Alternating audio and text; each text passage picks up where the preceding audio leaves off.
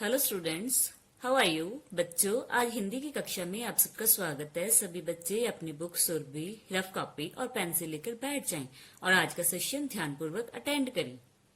तो बच्चों, आज हमारा पढ़ने का विषय है राष्ट्रीय प्रतीक। तो आओ हम पहले कुछ राष्ट्रीय प्रतीकों के बारे में जानते हैं।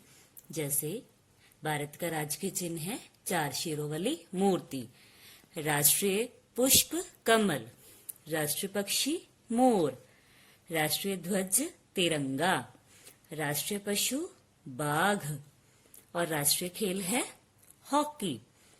तो आओ बच्चों, अब हम इनमें से कुछ राष्ट्रीय प्रतीकों का अपने पाठ में अध्ययन करेंगे। तो बच्चों, सबसे पहले अपने बुक सुरभि का पेज नंबर 13 निकाल लें। पाठ 2, हमारे राष्ट्रीय प्रतीक। राष्ट्रीय प्रतीक यानी नेशनल सिंबल। तो पहले मैं आपको इसका सार सुनाऊंगी। भारत के राष्ट्रीय प्रतीकों का सम्मान करना हर भारतवासी का कर्तव्य है। भारत का राष्ट्रीय ध्वज तिरंगा है। यह 3 रंगों से बना है, इसलिए इसे तिरंगा कहते हैं। भारत का राजकीय चिन्ह 4 शेरों वाली मूर्ति है। ये शेर एक दूसरे की ओर पीठ किए हुए हैं।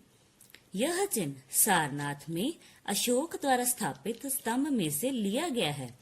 भारत का राष्ट्रीय पक्षी मोर है। इसकी सुंदरता के कारण इसको राष्ट्रीय पक्षी चुना गया। भारत का राष्ट्रीय पुष्प कमल है।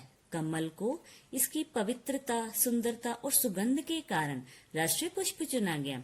तो आओ बच्चों, अब हम इसके कठिन शब्द मार्क करेंगे और साथ में उनके इंग्लिश मीनिंग लिखेंगे। जैसे सम्मान, सम्मान यानी रिस्पेक्ट, RESPECT, रिस्पेक्ट। प्रत्येक, एवरी, EVERY, एवरी। राष्ट्र, नेशन, NATION। प्रतीक, symbols, SYMBOLS, symbols.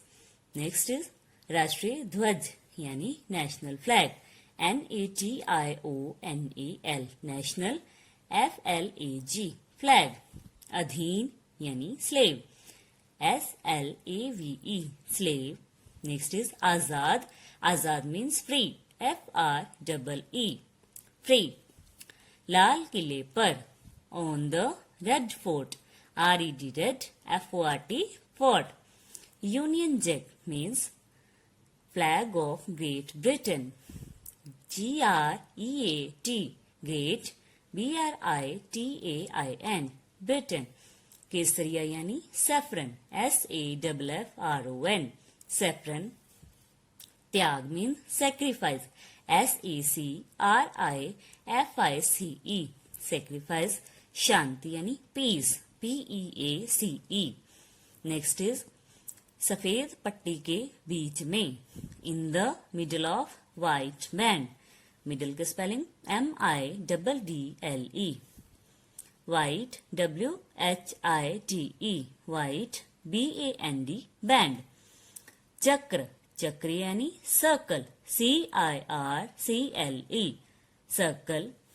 Next is प्रेरणा, प्रेरणा means inspiration, INSPIRATION, inspiration. Next is आन बान शान यानी ऑनर, HONOUR, ऑनर। इसका गौरव बनाए रखने के लिए, to maintain its pride. Maintain की spelling MAINTAIN, ITS, its, PRIDE, pride. सर्वस्व, सर्वस्व मीन्स एवरीथिंग, EVERYTHING। आगे राजकीय चिन्ह यानी नेशनल एम्बलम, EMBLEM, एम्बलम। आगे बच्चों सांड, सांड मीन्स बुल, BULL, बुल। लिपि यानी स्क्रिप्ट, SCRIPT, स्क्रिप्ट। स्तंभ, स्तंभ means pillar, PILLAR, pillar. Next is धर्म, धर्म means religion, RELIGION, religion. Ahimsa means non-violence, NON VIOLENCE, non violence.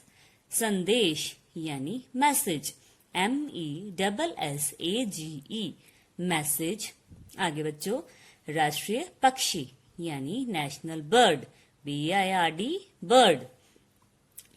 मुग्ध, मुग्ध मीन्स अट्रैक्ट, ATTRACT, अट्रैक्ट। प्रत्येक क्षेत्र में, in every region, INEVERY, every, REGION, region. Ashram, ashram यानी hermitage, HERMITAGE, hermitage. Next is राष्ट्रीय पुष्प यानी नेशनल फ्लावर, FLOWER। आगे सरोवर, सरोवर मीन्स पॉन्ड, POND, पॉन्ड। अनुपम, अनुपम means matchless, MATCHLESS, matchless. Puja अर्चना के लिए, फॉर वर्शिप, WORSHIP, वर्शिप। आगे सर्वोपरि means most important, MOST, most, IMPORTANT, important. सुगंध के कारण, due to aroma, AROMA, aroma. तो आओ बच्चों, अब हम इस पाठ को पढ़ेंगे।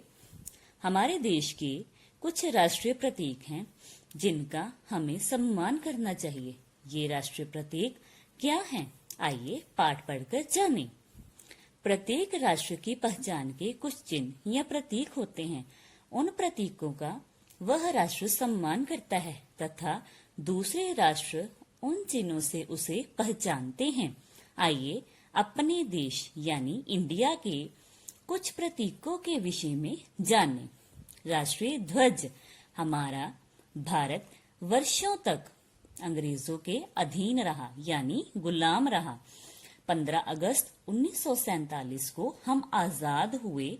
उस दिन पहली बार देश के प्रथम यानी पहले प्रधानमंत्री श्री जवाहरलाल नेहरू ने लाल किले पर अपना राष्ट्रीय ध्वज फहराया यानी तिरंगा फहराया। यूनियन जैक उतारकर जब अपना तिरंगा लहराया गया तो देशवासी खुशी से झूम उठे।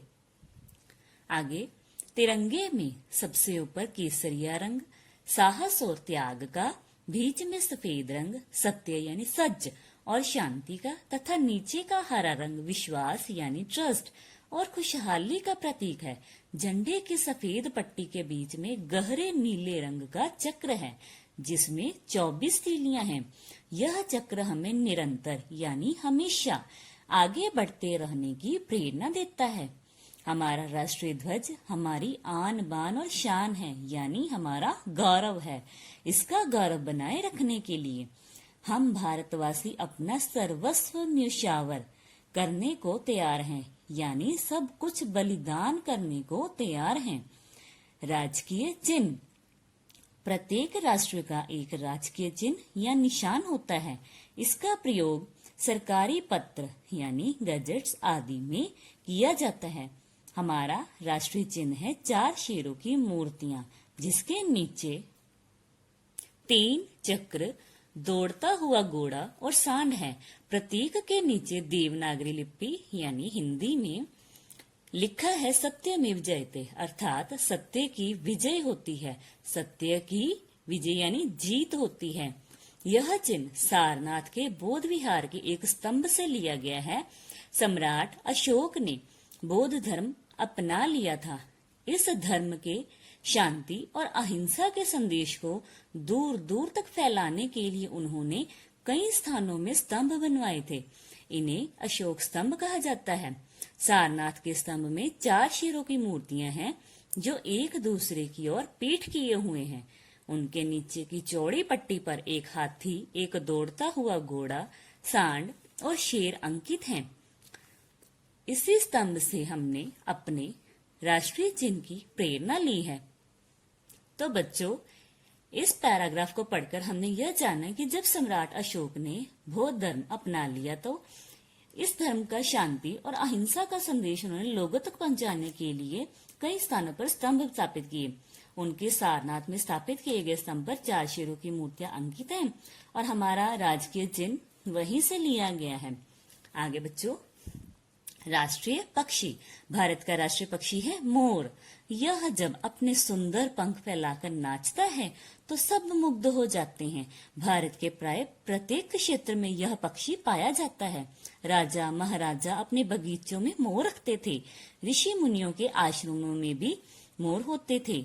सबका प्रिय और सबसे सुंदर पक्षी होने के कारण ही मोर को राष्ट्रीय पक्षी चुना गया। आगे बच्चों, राष्ट्रीय पुष्प। राष्ट्रीय पुष्प के रूप में कमल को चुना गया। यूं तो भारत में भांति भांति के सुंदर पुष्प खिलते हैं, परंतु जो स्थान कमल का है वह किसी अन्य पुष्प का नहीं। सरोवर में खिले कमल जितने सुंदर प्रतीत होते हैं, उनकी सुगंध भी उतनी ही प्रिय होती है।